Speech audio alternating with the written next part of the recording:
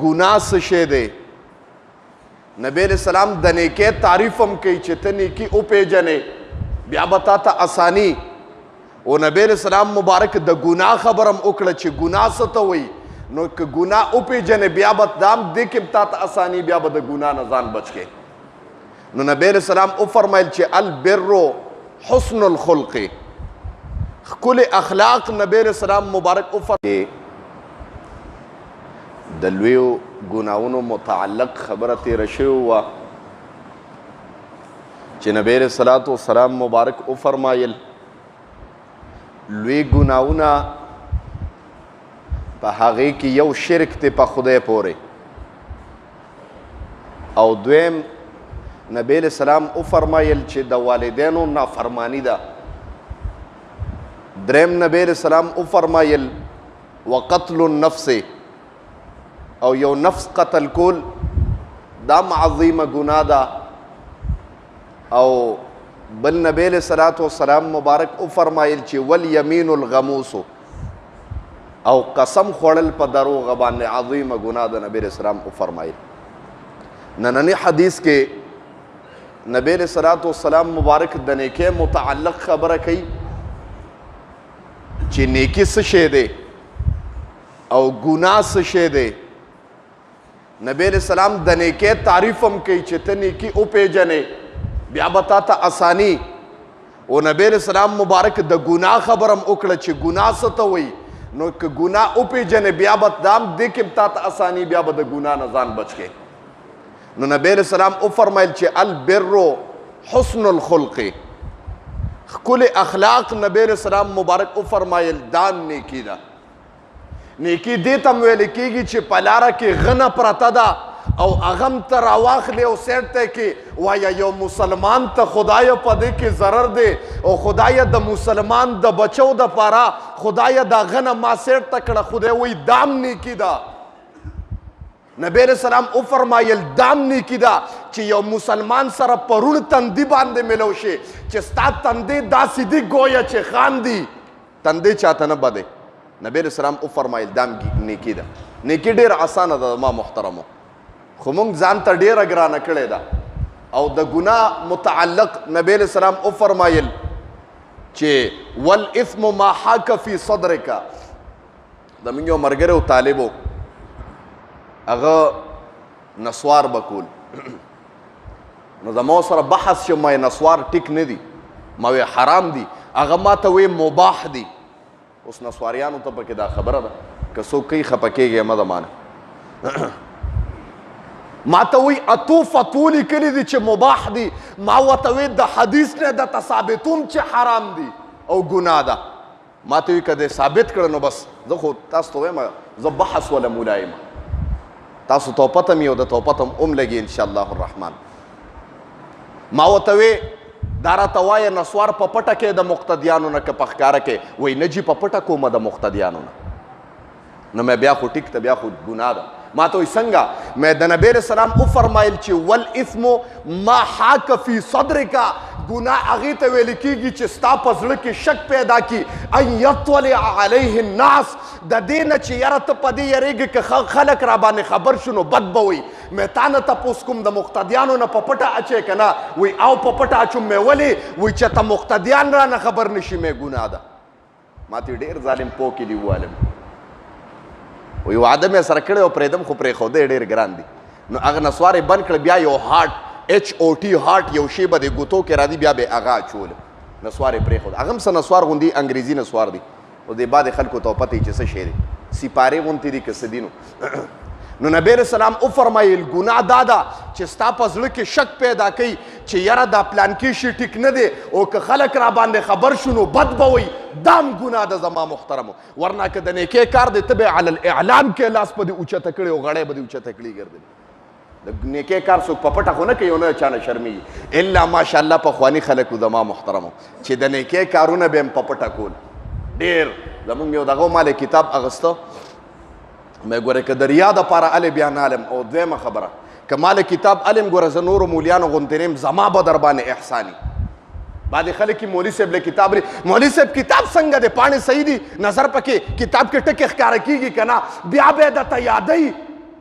ما ویګره زما د طرفه اوره دا در باندې زما احسان دی چې تا کتاب فقیر له واغشته زه پکې علم کوم نورو طالبانو ته خیم تا قیامت د سبا پورې تا پسې د نیکو سلسله چالو شوه نو مې د ما د طرف نه احسان شه کنه یاو دي شه بس هغه دغه نو پخوانی خلکو او زما محترم ګناه سره ډیر نقصانات را دي دو نقصانات درته ویم علما کرام فرمایي چې ګناه سره رزق کمیږي دا خبره یاد ساتئ ښه بعد خلک وایي چې رزق مې کم دی نو هلکه رزق به دې کمیږي نه چې کم ذات تعالی رزق درکوي نو د هغه خو ته نافرمانۍ کې په ګناهونو منډې وې یو خبره او د رزق متعلق الله وعده کړې ده چې ته زما تابعدار شه دا مخلوق بس تا تابعدار کړم او رزق به دله را رسوي د ما محترم خو موږ د خدای تابعدار نه یو هغه یو سړی و هغه چا سره نوکر نو آقا به ډېر زیات پابندی پې کوله د به چوټیم نه کوله دا سړی هم ډېرې پابندۍ والی خو عقیده او ایمان یې په الله باندې اوس د هغه د عقیدې خبر هم درته کوم او موږ ته هم د خپل ایمان او د عقیدې پته ولګي چې زموږ د دې سړي غوندې د الله باندې توکل شته که نه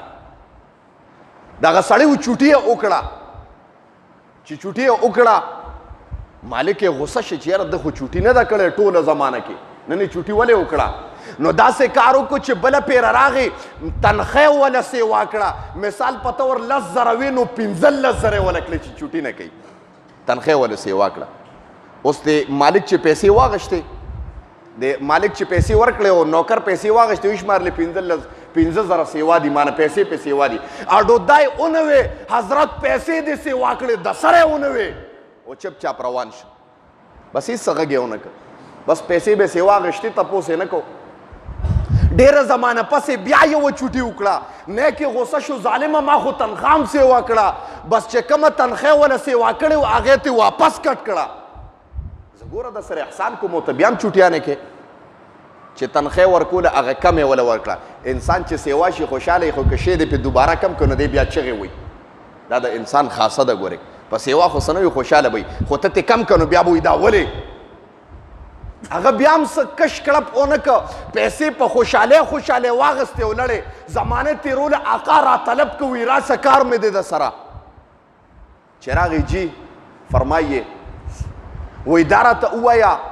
مخکې تا چوټي وکړه ما وی چې ته بیا چوټي نه کوې نو ما دله تنخوا سیوا کړه او بیا تاسو غږ ونه که نه دی پې د خوشحالۍ اظهار وکړه بس داسې روان شوې او ډېره زمانه پس ته بیا چوټي وکړه نو بیا مې دله واپس تنخوا کمه کړه نو په هغې هم ته ما ته څه ایکشن او څه ریاکشن ستا ته ما ته ستا ښکاره نه شي چې دا ولې نو او ته جواب کې وایي حضرت ته تنخوا کېدو واله څوک یې خفه کېږه ما ته تنخوا سیوا کېدو واله څوک یې تنخوا ورکولو واله خو زما رب دی ویا خو منم خو دا وایه وایي دا څنګه کلکه عقیده دی دا وایي په لومبۍ پیره چې ما چوټي وکړه او هغه ما چې زه لاړم کور ته راپسې سوال جواب وشو چې راشه زوی دی شوی دی نو چې تا ما له تنخوا سیوا کړه تا تنخوا نه وه سیوا کړې زما زوی پیدا که الله تبارک وتعالی هغه له خپل رزق را رسو دا د هغه رزق و تا تنخوا نه ده سیوا کړې د هغه خپل رزق دنیا ته راوړو نو الله تعالی ړکې واچو نو دا دوباره وای دا دوباره چې بیا ما چوټي وکړه دا زما والده وفات شوه نو تا چې ما له تنخوا کمه کړه زما د والدې چې کوم رزق و ما وی خدایه هغه ختم شه ته تنخوا کمېدو واله څوک نو ما ځکه څه ریاکشن ونه کړم هغه ګناه نو خبره دې پورې کوم زما محترمو چې هغه ایمان او یقین او څه چې کېږي الله وی ما باندې عقیده ساته او ما باندې یقین ساته څه چې کېږي دې کې ستا دپاره خیر دی اگر که په ظاهر باندې قرآن کې الله فرمایي وعسى ان تکرهوا شیئا وهو خیر لکم الله وی یو شی به ته بد ګڼې وهو خیر لکم دا به ستا دپاره غوره وعسى ان تحبوا شیئا وهو شر لکم الله وی ډېر کره ته به یو شی تا ډېر زیات خوښي هغه به ستا دپاره بدي یو شی به تا ته ښه ښکاري هغې کې به خیر یو شی به تا ته بد ښکاره کړي هغې کې به ستا دپاره خیر بس د خیر او د بد نه خو ته نه خبر خو ته چغې ویې لږه تنګي راله اوهو جي غرق شوم تباه و برباد شوم خدای زه لیدلی ما بیا تا چغې ومه ایمان باندې مې زلزله راشي هغه یو سړی و نو سپی یې مړ شه چې سپی یې مړ شه ښځې ورته دا ولې خاونده وی بیمار و دا خو بیمارم نو ټیک ټاک و مړ شو په دویم ورځ یې چرګه مړه شوه بانګي مړ شو وی خاونده نن بانګي مړ شه څه مسله ده چې ته استاد یې لړ څه چا تعویض دی کړی مونږه ښځې دا شی ډېر زیات کوي الله دې معافي وکړي ښځې دا تعویضونه ماویزونه اکثر کوي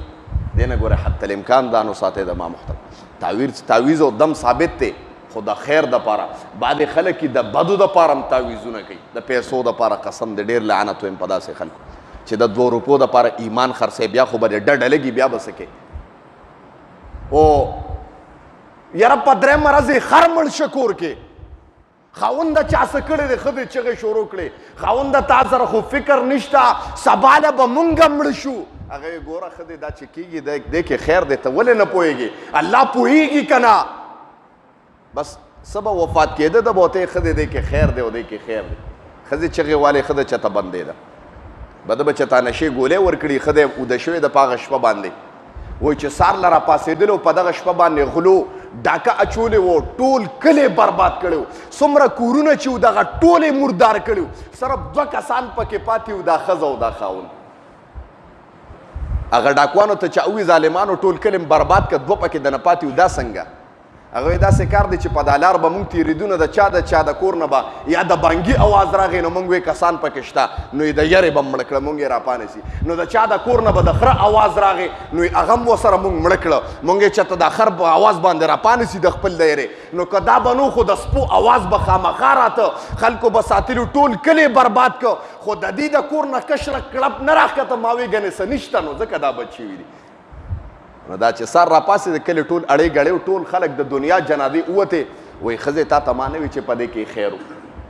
خو تا هسې وی نو زه وایم قسم دی د خدای د طرف نه چې څه کېږي هغې کې زمونږ دپاره خیر دی او انسان د خپل خیر شر د خبر نه دی چې څه د سره بد هم کېږي دې کې هم ستا دپاره فایده د انسان او بنده ته پوهېږي نه نو ما ووي ګناه 2 نقصاناته کوي یو انسان باندې رزق تنګوي ستا رزق به تنګي بیا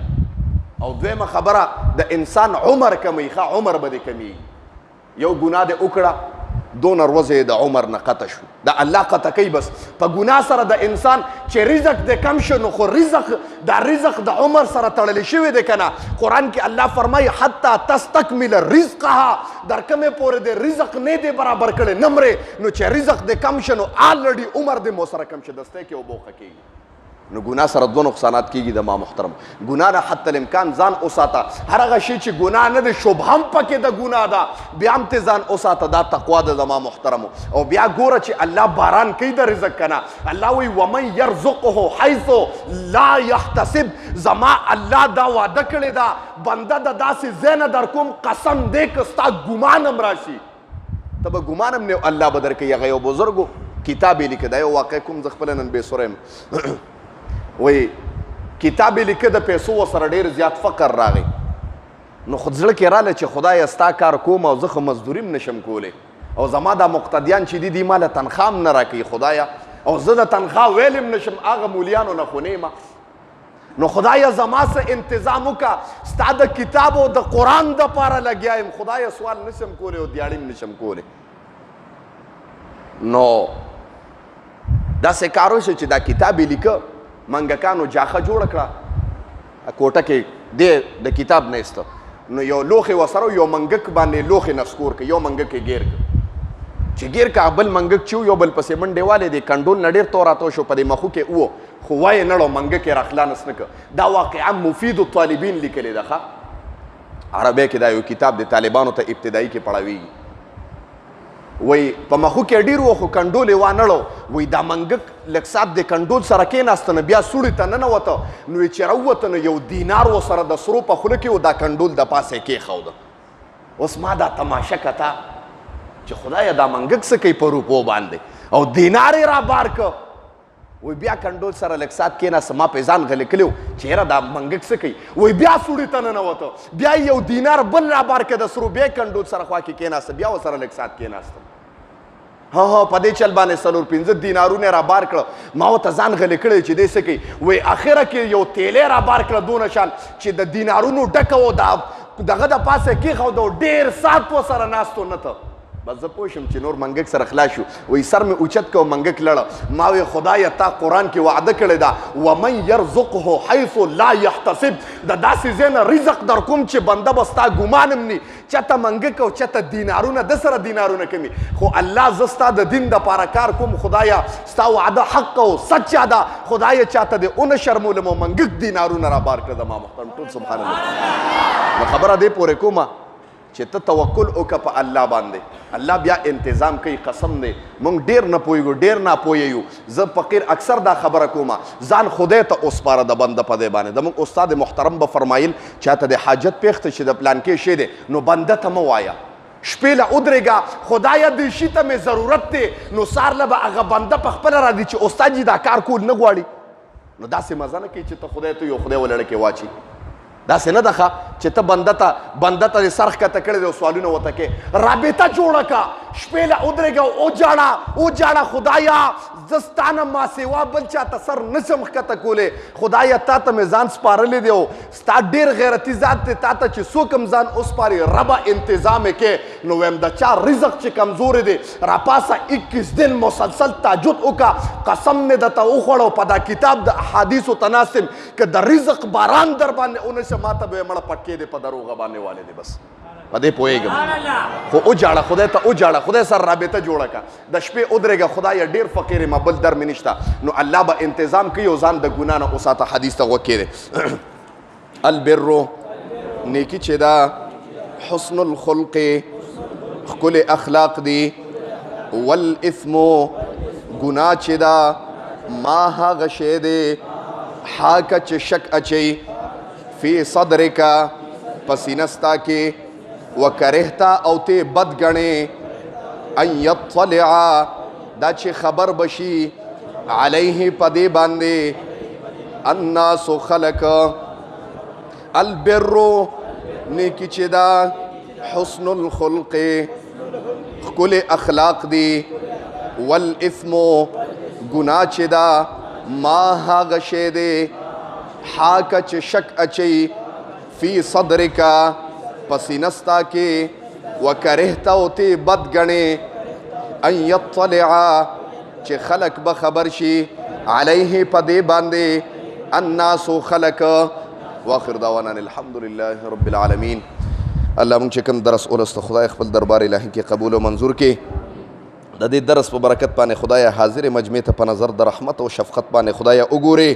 الله دا ستا کتاب لراغلی دی ستا حدیثو لراغلی دی خدای ستا د محبوب خبرو لراغلی دی د دې کتاب په برکت باندې د حاضر مجمع څه قسم مشکلات دي پریشانۍ دي دردونه دي تکلیفونه دي مصیبتونه دي خدای په خپل دست قدرت خدای ختم کې د چا زړه کې څه قسم شرعي حاجات دي الله د خپل در نه ولا پوره کا الله موږ ډیر عاجزان یو خدای ډیر فقیران یو ډیر خیرماران یو خدای ستا در تراغلی یو الله زموږ بل در نشته په دا مجمع کې خدای ماشومان ناستي خدای با عمل عالمان او حافظان کې سپینګری پکې ناستي خدای عمرونو کې برکت واچې کاروباریان دي خدای کاروبارونو کې برکت واچې د چا رزق تنگ دی خدای د رزق باران په وکي څوک قرضداري دي خدای د قرضونو نه اخلاص کې څوک بیماران دي خدای صحت ورته ورکې الله دا کلی د هر قسم آفات او بلیات او اتفاقی حوادثو نه خدای اوساتي د چا زړه کې څه قسم بغضونه دي نفرتونه دي حسدونه دي خدای ته بدلولو والی الله په الفت او محبت باندې خدای بدل کا الله دا کلی تا قیامت پورې په اتفاق او اتحاد باندې خدای اوساته دا کلی دا هر قسم آفات او بلیات او اتفاقی حوادث او تانو کچرو هسپتالونو نه خدای اوساته او پوخت ځن کدنم دا کلی په جبر راولي چې لا اله الا الله محمد رسول الله